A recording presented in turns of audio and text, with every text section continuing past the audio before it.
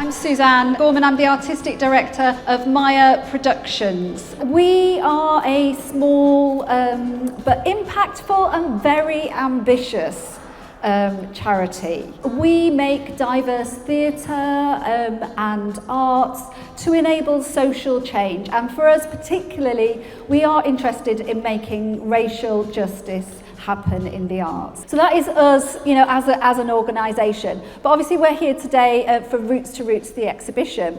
It's part of a wider project. So our Roots to Roots programme works in Bradford, Sheffield and Croydon. It works with South Asian participants, and the aim is for people to be able to creatively explore themes around migration, cultural identity and heritage. And we do that through a series of creative workshops. So each kind of spring and summer, our groups will work with local artists and local facilitators, theatre facilitators, and they'll be sharing memories, creating poetry, doing artwork. So kind of we're really employing a cross-arts approach, but then we will always be sharing that work in a performance way, and now through an exhibition. So we have performances and sharing events in all of our cities, and then everyone meets together at Migration Matters Festival. So all our groups from Bradford, Sheffield and here in Croydon meet at Migration Matters Festival each year to kind of meet each other, share their work and share it with the wider public as well. So I'm going to hand over to Rez, I think first, who will be introducing the performance. Thank you very much. Thank you, Suzanne. So my name is Rez, and I'll keep it very short. I'm one of the workshop facilitators. I'm an actor and storyteller, and Janet Steele is over there, who's worked with us.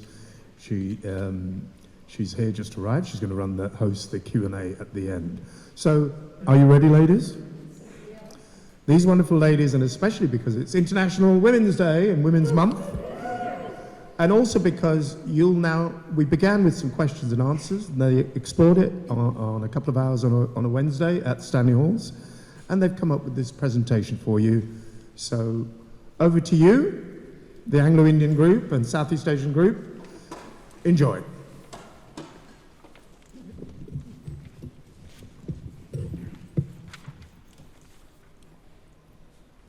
We stand today, our stories we relate, arriving years ago, as strangers on the shore. In Croydon now we stay, we've come a long, long way, and made this town our home, right here in the UK. Thank you.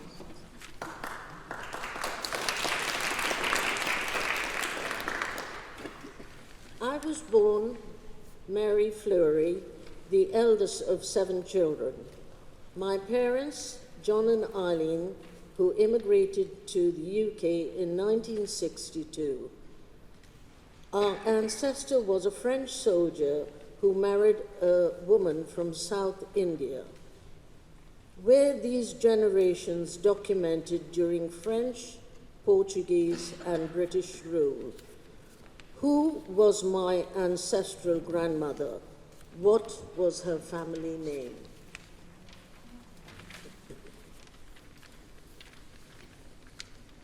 Anglo-Indians are historical links.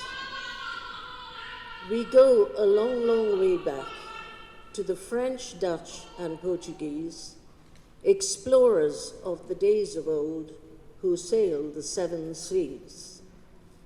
They started trade with natives in spices, tea, and gold, built many forts in India to protect this stronghold.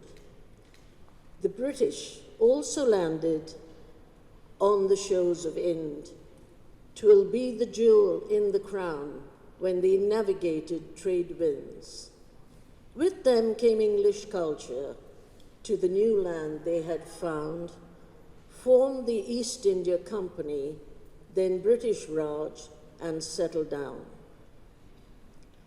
They married native women and fathered children, you see, and that is how their unions became the Anglo-Indian community. We ran the Indian railways, the post and telegraphs too, education, forces and port trusts, to name but just a few.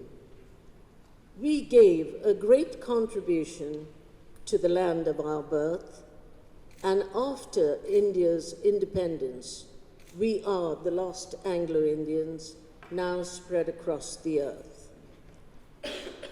To those who cannot understand our existence as a community, turn back the pages of the past. Anglo-Indians are indelible in India's history. Thank you.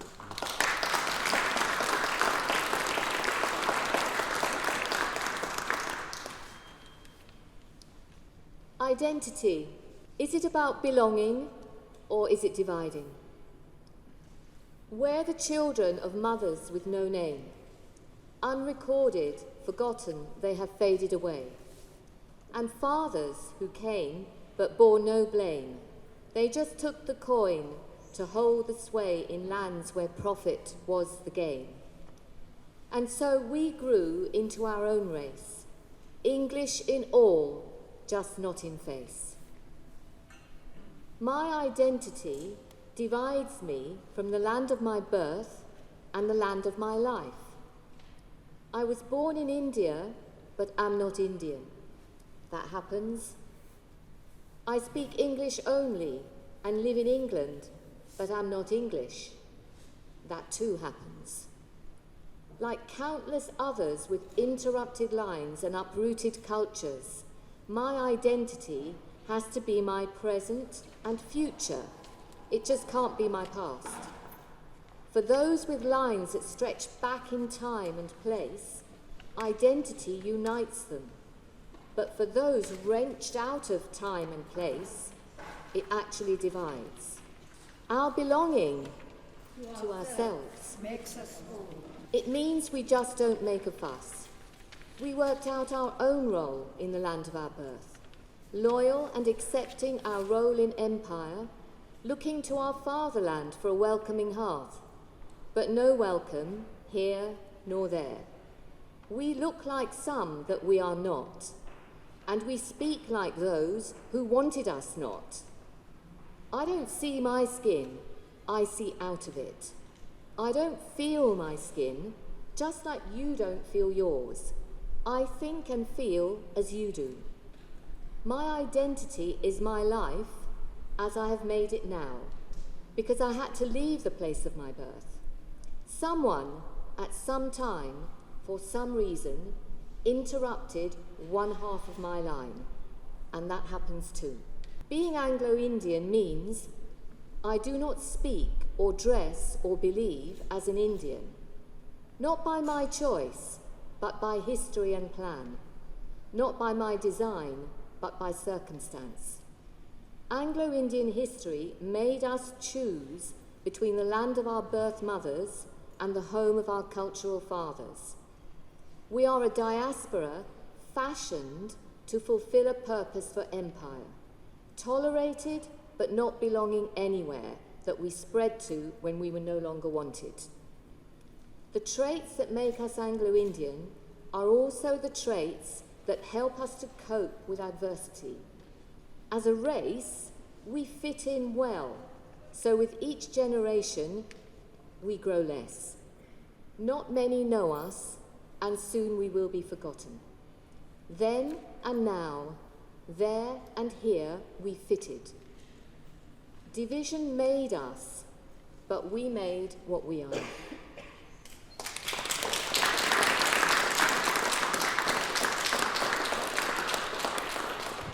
Mavis Bird, why did we decide to leave the land of our birth? My upbringing was mixed with one and all. So being, I had a happy life and hoped to pass my culture to my future generation. What can we do to accept all cultures? Hello, my name is Agnes Harris, proudly born in India, not Australia or Paris. Educated in India by wonderful nuns who taught us respect, the 3 R's, and multiple sons. I married in Dhanbad and had 4 children, but no car, though we had rickshaws, clubs, and a cinema. I joined my family in England, looking forward to a better life. Starting out wasn't easy, lots of trouble and strife, securing jobs, housing, and getting into a routine, schooling children, working, and keeping the house clean.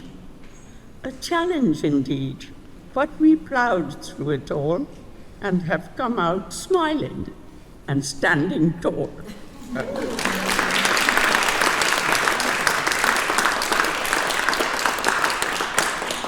Mavis Bird. I was born in a railway colony in a place called Dongaga in August 1940 to Hilda and Jerry Hendricks. My father was a mail driver for the Bengal-Nagpur Railway. Many a time I went on the footplate with him. I had 5 sisters and 3 brothers who all went to boarding school. We went to Bilaspur, another railway colony, and then moved on to Kharagpur. I married my husband, Carlyle Bird, who has sadly passed away in 2022. We had 2 daughters and 1 son. We decided to emigrate to the UK in 1961. The ship we came on was Italian. What I remember most was going through the Suez Canal, amazing event. And then on to France. And as we were going through France and going through the fields, I could always remember seeing all these lights in the fields and wondering what was happening. And it turned out to be the 2nd of November, which was All Souls' Day, which was the day we celebrated in India our dead. And I felt very, very sad to think that I was leaving the land of my birth, India. We arrived at Victoria Station and were met by family with a whole load of coats and blankets because it was freezing cold. We lived in Sydenham for a short while. And then we moved to Penge and bought our first house. And thereafter, I had my first job working at St. Christopher's Hospice for 32 years. I now live in Beckenham. I'm very happy. I've had a good life, but will never forget the land of my birth, India.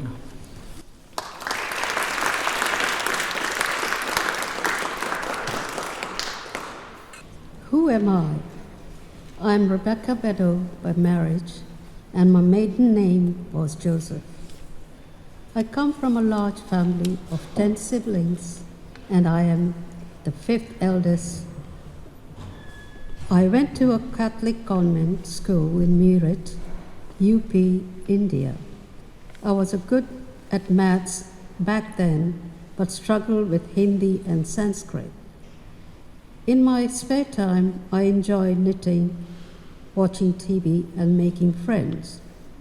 I tend to listen to my friends' problem and try to help them in any way I can. My father worked as a foreman in an army, and he was also a bodybuilder, a boxer, and a wrestler. He owned a gym and taught bodybuilding. He was a homeopathic doctor and taught us his medical skills. Most of my siblings got married and moved to different parts of the world. But we didn't carry on the skills he passed down, as we have different lives to adapt to. Where are you from, Rebecca? I got married in India to an Anglo-British man and settled in UK in 1988. I have 2 sons and a granddaughter. I have been a widow since 2011 and question myself, what am I supposed to do without a husband and how to manage my family on my own?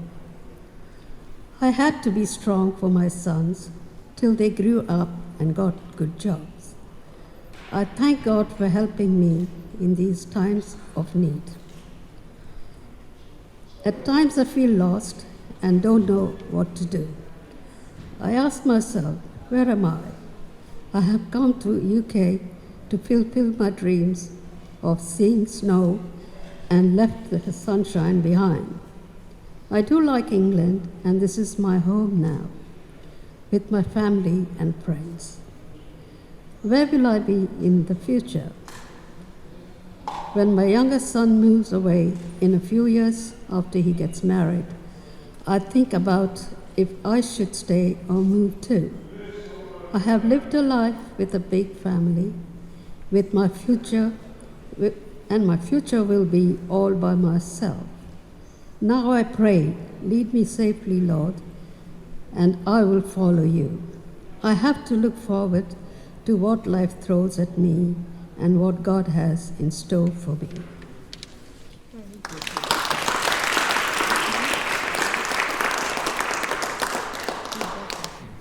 Migration, a price paid. We've traveled the routes of migration, leaving the lands of our birth. With hopes and dreams of a better life, we've spread across the earth. We've set down roots in foreign lands, and we're grateful for the opportunities that were at hand. It took courage and tenacity to re-establish our families.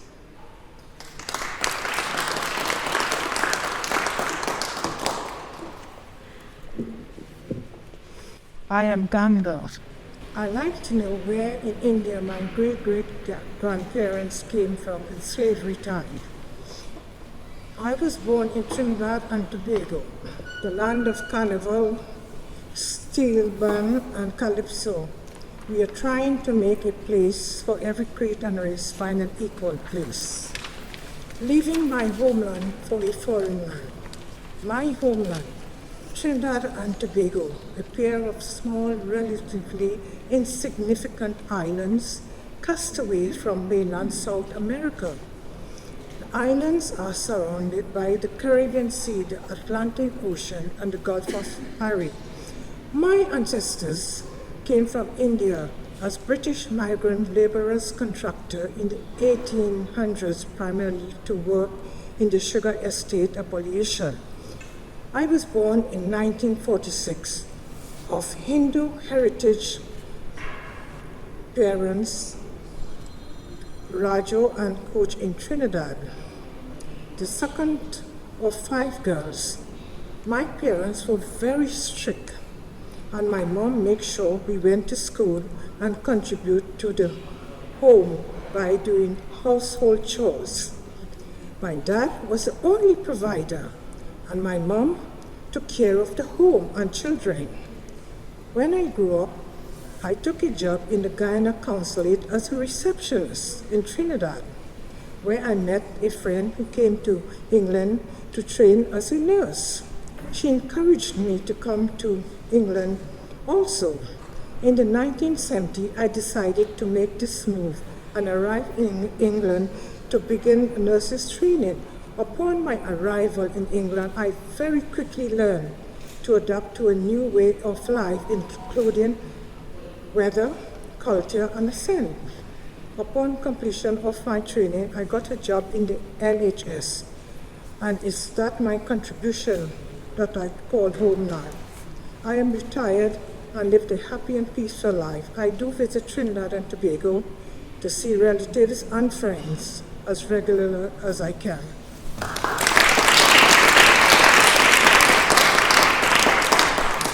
Tell us about your life on 2 continents, Lisa. My name is Lisa Castellino. I was born second of 4 siblings to a resilient mother and a deaf-mute father. Whereas my elder sister continues to live in India, my twin brothers died within hours of their birth. Life in the years when I was growing up was difficult. Scarcity of food in the aftermath of the Second World War led to rationing, with the public forming interminable queues in the tropical sun and wet monsoons for grain, sugar, milk powder, and paraffin. Often, at the point where we expected to be served, we would learn that stocks had depleted and we had to return another day. On completion of my secondary education at the age of 15, I learned shorthand typing and secured a secretarial position with a leading confectionery company. 3 weeks before my 18th birthday, a friend of the family who had told me on occasion of his male bachelor cousin in Africa visited us with a young man whose ship had docked in Bombay Harbor on Boxing Day in 1958. He introduced himself as Tony Castellino, a steam locomotive driver, and conversant with signing, he included my dad in the conversation that ensued. That, coupled with his personality, good manners, and friendly disposition, impressed my parents. The upshot of it was that we were engaged on my birthday a fortnight later. The customary banns were read in the Catholic Church on 3 consecutive Sundays, and we were married on Pancake Tuesday. Several months of bureaucracy followed to secure me a passport, and we sailed from Bombay in May 1959 on the SS Karanja, a paddle steamer that was the pride of the British India Line. Arriving in Iceland, which is now Malawi, life couldn't be more different to what I was accustomed. We lived in railway quarters, and Tony was gone for at least 3 consecutive days when summoned for duty. Being in a foreign land on my own, I accepted invitations from kind neighbors to dine with them. They taught me to cook, and I learned to chewa, to communicate with the domestic staff. We had 3 children in the space of 50 months, a daughter and 2 sons. I learned to drive, played badminton and Scrabble, and attended functions as well as sports at the Goan Social Club, besides the Indian Sports Club, leaving the children at home in the nanny's care. We had a cook to prepare meals, a houseboy to attend to the cleaning and washing of clothes, and a gardener who would take Tony's line box to the running shed when Tony was on duty.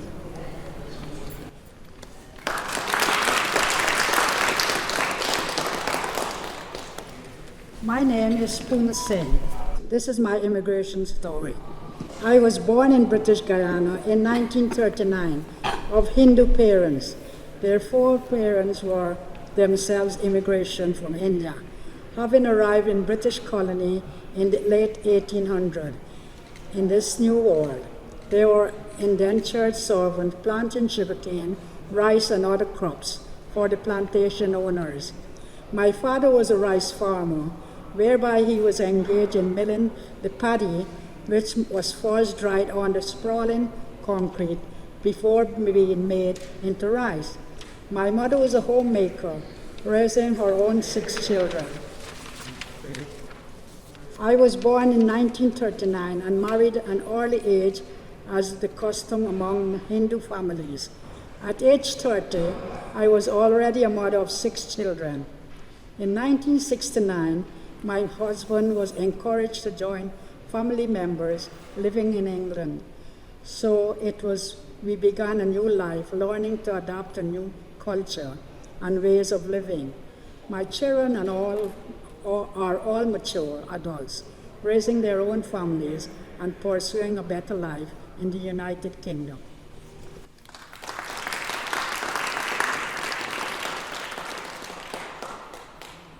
This is a bit of a reflection. Why do we hardly ever see any specific reference to the Anglo-Indian community when we discuss and see reports on aspects of race in the UK? Hi, I'm Shreya. I was born in South London into a very traditional Gujarati family a couple of years after my parents immigrated to Britain in 1948. I rather shamefully confess that as an Indian woman, I had a few stereotypes of Anglo-Indians, but very little actual knowledge about the community, particularly in Croydon, until I joined the Roots to Roots creative group about a year ago. Since then, I have seriously had my eyes opened and have learnt so much about this specific ethnic group, their very complex history that was born out of European and British colonisation, both in India and also parts of Africa. I've learnt so much about the development of their unique culture, their values, their spiritual and other beliefs, and the joy they found in dancing and singing together. I've also learnt about their ways of life and the struggles they faced as colonisation ended, and they were often compelled to emigrate. In particular, I've learnt about their resilience and determination to overcome the challenges they face as immigrants to Britain, and the way they established meaningful lives for themselves and their families and communities in places like Croydon. For me, as someone who's worked as an anti-racism activist for many years, it's been a totally huge revelation and privilege to learn so much about a community I shamefully previously knew so little about. I hope you too will learn as much as I have from the exhibition presented here by these brilliant women from the Croydon-based Anglo-Indian community, and enrich your knowledge and understanding of this remarkable but often unheard of community.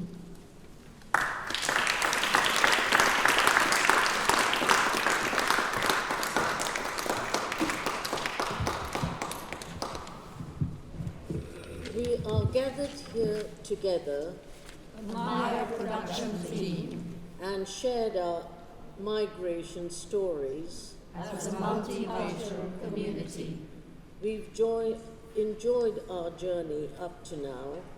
as a Roots to Roots family, Hope the future holds interest. for our Croydon history.